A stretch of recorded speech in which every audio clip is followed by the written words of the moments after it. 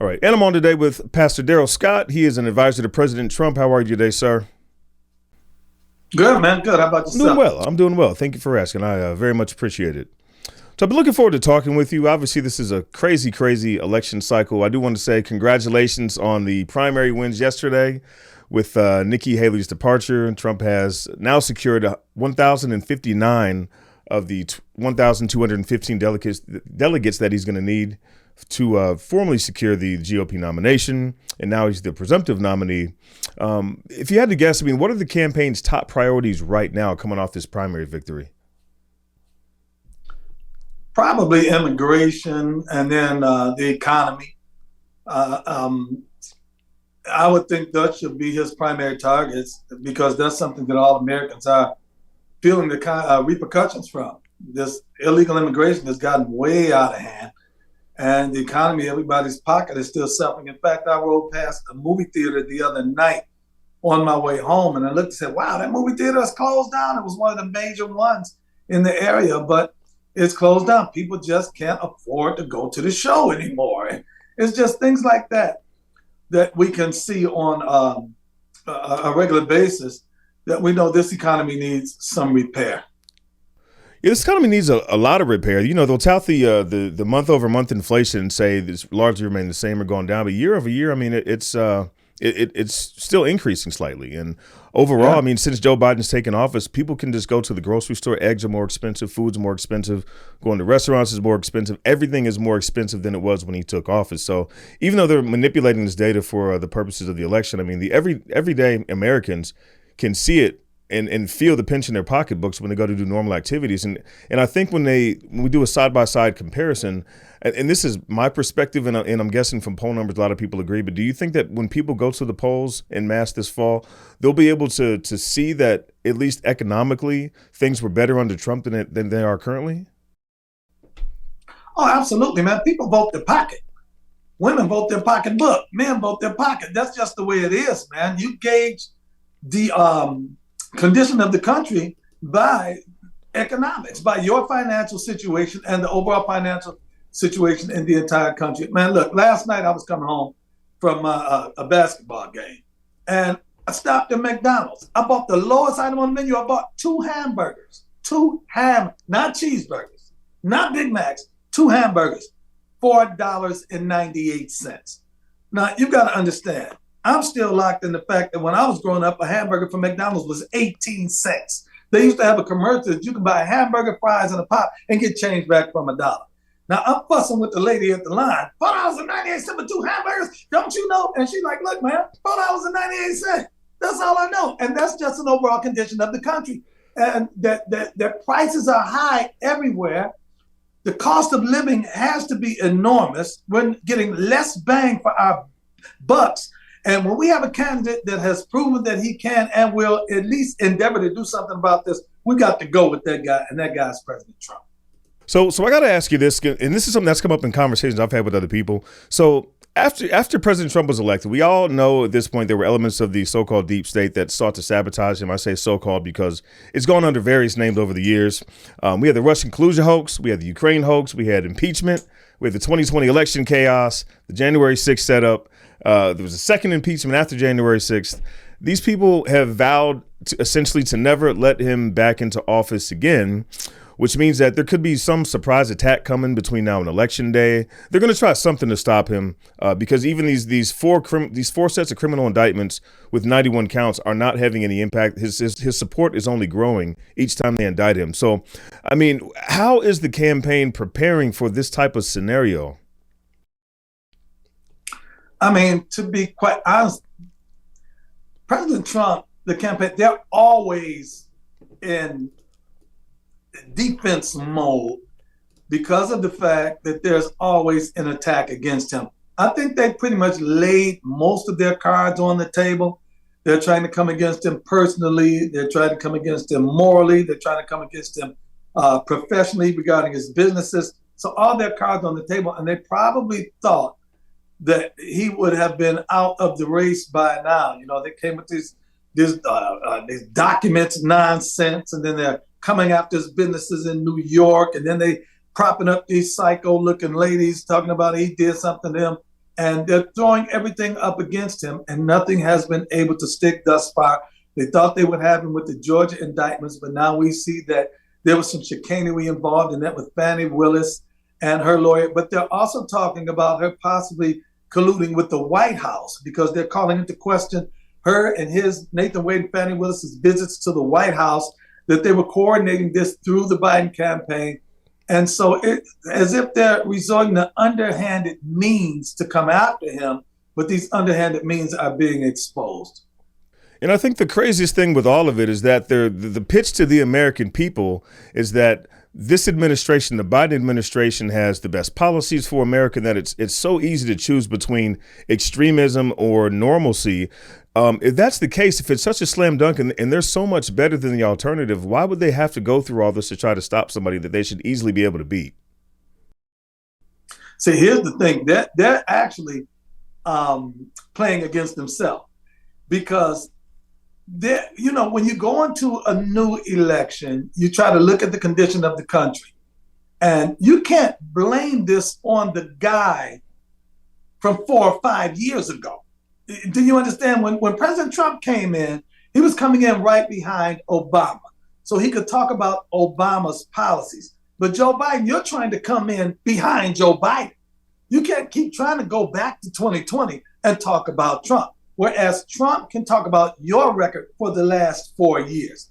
The night of the election, when I was at the White House on election night, when they resorted to that nonsense they resorted to and shut the polls down, and they tried to say Biden was the winner. One thing my business partner said to me that I liked, he said, listen, man, now we get to go on the offense for the next 4 years. Sometimes in football, the defense can be on the field for too long. He said, we've been playing defense since 2016. All throughout the campaign, we were playing defense. Throughout the entire administration, impeachment, another impeachment, the Ukraine phone call, the Russian collusion, the Mueller report, this, that we were playing defense. And sometimes you can get tired. He said, now we're able to go on the offense. President Trump has a track record now to measure against Joe Biden's track record. He didn't have a track record in 2016. He was talking about what he was going to do, but now he can talk about what he did do and measure it against what Joe Biden has done. And Trump's record is truly much better than Joe Biden's. So I want to ask you a couple questions here about some recent statements that President Trump has made. And, I spoke with Sonny Johnson recently. I know you know who she is. And she had referenced these statements I actually had not heard. And namely, those were that if President Trump were elected again, he would be open to working with Democratic mayors to try and reduce crime. For her, as an ardent supporter of President Trump, that statement was a deal breaker, which was surprising for me. I suspect it would be the same for many others as well who've heard it. Now, would President Trump be open to backing away from that policy and instead push to replace local leadership in these urban areas with people who will actually enact positive changes for Black people in these communities that have been decimated by Democrats? I don't see anything wrong with saying that. Now, you can work with them until you replace them. But to have, to endeavor to better conditions in America, you can't say, well, I want to better your city, but since you're a Democrat, I'm not going to do it. And so I really don't see anything wrong with that. I work across the aisle with a number of people. I know, look, most of the Black people I know are Democrats.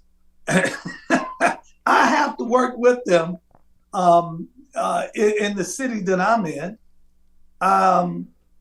in order to do better for those that I'm endeavoring to do better for. And so it is what it is. I really think that's really kind of magnanimous of him to be willing to reach across the aisle to deal with the powers that be. Now, that's not saying those powers that be are going to always be, but I can't say, hey, I refuse. Let me tell you something. We can't say when it's stuff like a song sung at the Super Bowl, this is dividing us, we're all Americans, but then say, I'm not going to work with this mayor because he's a Democrat. If I can work with this mayor and better that city, regardless of what their political persuasion is, then I've got to work with them. I have some very good friends that I know. I'll give you an example. Marsha Fudge, the head of HUD. She's a good friend of mine. I've been knowing Marsha Fudge for 1,000 years. She was Stephanie Tubbs Jones' successor. I've been knowing her. We lived in the same neighborhood. We're both from Cleveland, Ohio. I'm not going to hate Marsha because she's a Democrat no more than Marsha hates me because I'm a Republican. And if I have to go through HUD or to HUD to try to help do something, I'm glad that I have somebody at the top that I can go to, that I can get some support from, or that I can work with to better my community. So I don't see anything wrong with that, with him saying he's willing to reach across the aisle. I think that's very magnanimous of him to be able to say that he would do something like that. Now, you had a tweet from yesterday morning, which I have to ask you about. You said some conservatives seem bent on playing identity politics right now. Since blacks aren't rioting, there's no overt racial tension in America right now. They're trying to start something where there's nothing but intentionally targeting and bashing black Americans. What did you mean by that? Hey, man, Charlie Kirk, Laura Loomer, that crowd, the Jack Poisobic, whatever. Posobiec, you know, I think. This crowd, let me tell you something. Right now, this is probably the least racial tension election in years. In 2020, there was a lot of racial tension. You had Black Lives Matter raging in the street. In 2016, you had there were riots and everything that were going on in 2016. You don't see that now.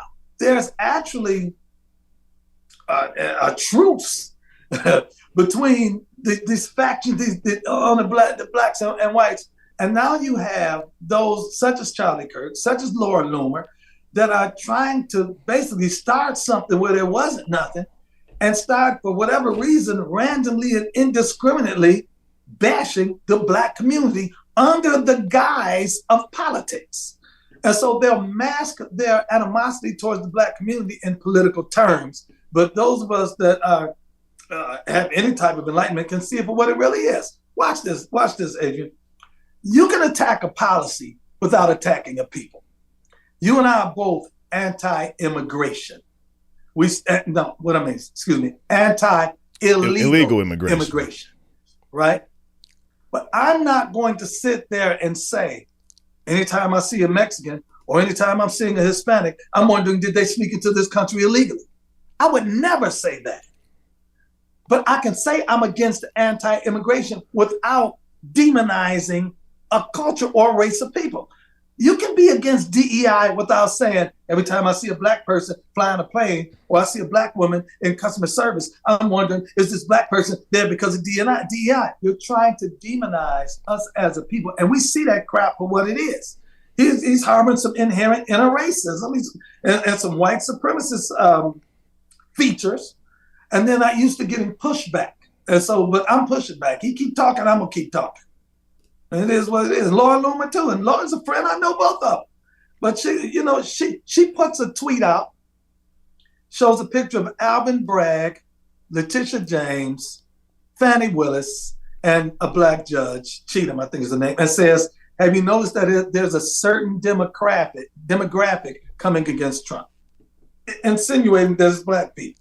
And so I replied, she said, is it just me or is that? I said, it's just you. And I put a picture up of Jack Smith, E. Jean Carroll.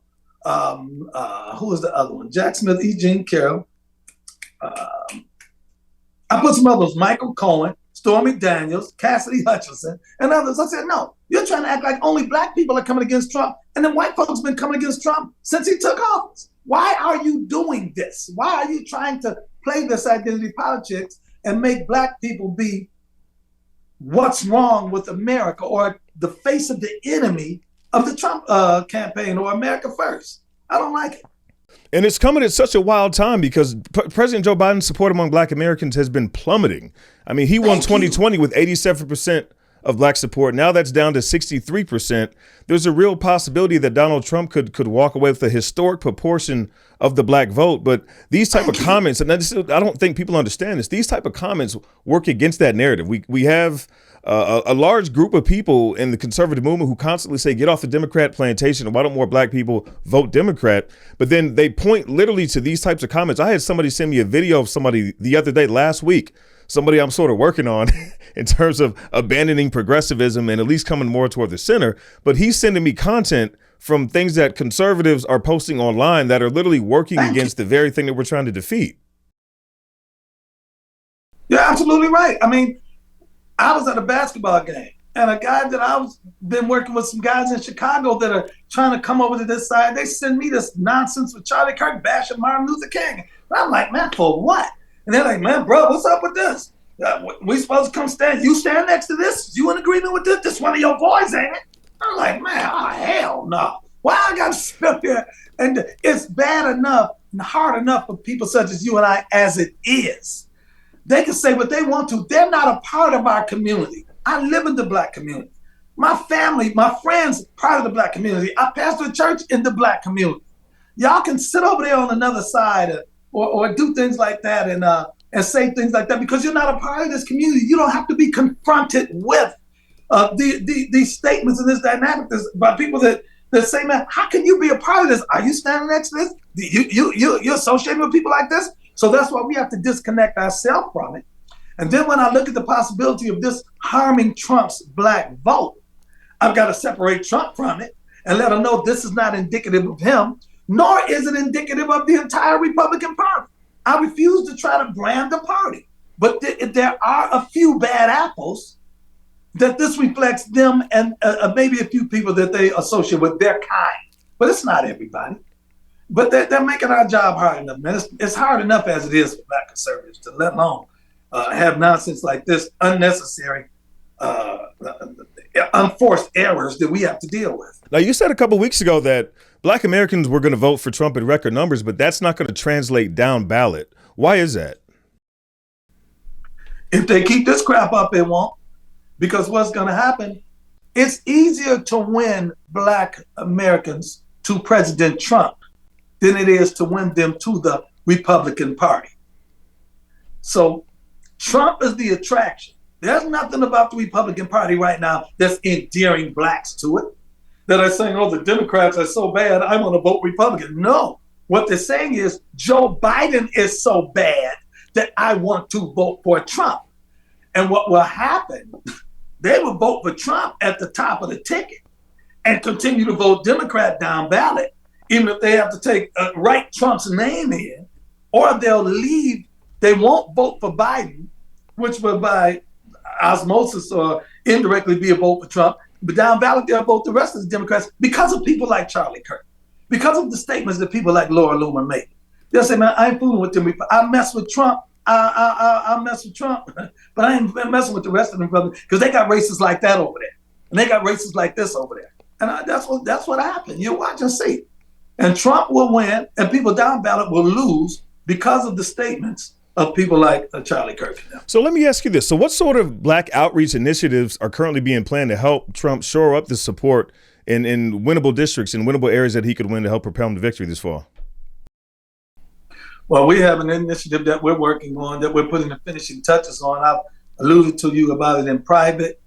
And I think we're going to have boots on the ground in several different states, a lot of grassroots work, roots activity. We're going to put together roundtables and different things like that. And in the same time, now we've got to deal with this conservative racial disharmony that has come up.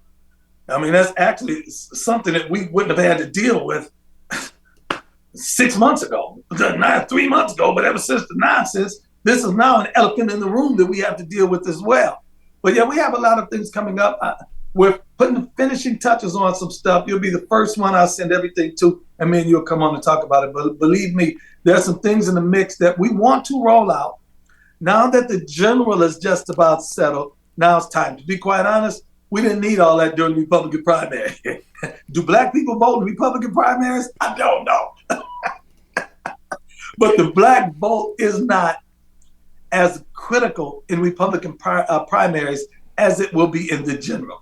So we've been purposely withholding, rolling it all the way out, and we're bringing it to completion right now. And we'll have it ready another week or two. I'll come back on with you. I'm gonna share it with you in private, so you can, digest it. Then you and I get on and talk about it. We'll chop it up. Sounds good. Yes. And one question I do have as well. So we've already kind of alluded to the first 4 years when Trump was in office and the things that he did. People have a good grasp on that, but what does a second term look like? And I don't know if you could speak to this, but let's just say day one of the second installment of Trump in the White House. What's the first day look like? My opinion, I think he would probably close the border. I think that's going to be the first thing he does is implement measures to close the border. And the same way Joe Biden came in and erased a number of Trump administration policies through those executive orders, well, we're going to put probably, I'm not speaking for the president, this is out of my own imagination and my conjecture. He will probably put some executive orders on top of Joe Biden's executive orders to put things back the way that they were. That's what I would expect him to do. Even things like, what was that pipeline that he closed? Keystone Pipeline, different things like that. I think a lot of the policies Joe Biden used the executive orders for to stop that Trump had implemented, he's going to restart them. That's what I would imagine. And close that border, get that border, work on that border getting closed. It's a mess down there. Yeah, it really is. I mean, and as you mentioned, day one of the Biden administration, he signed multiple executive orders that literally undid all the policies that Trump had. So this border chaos, again, he's trying to blame the Trump administration for what happened, but he made it a policy priority to undo all of the measures that that Trump had in place at the time.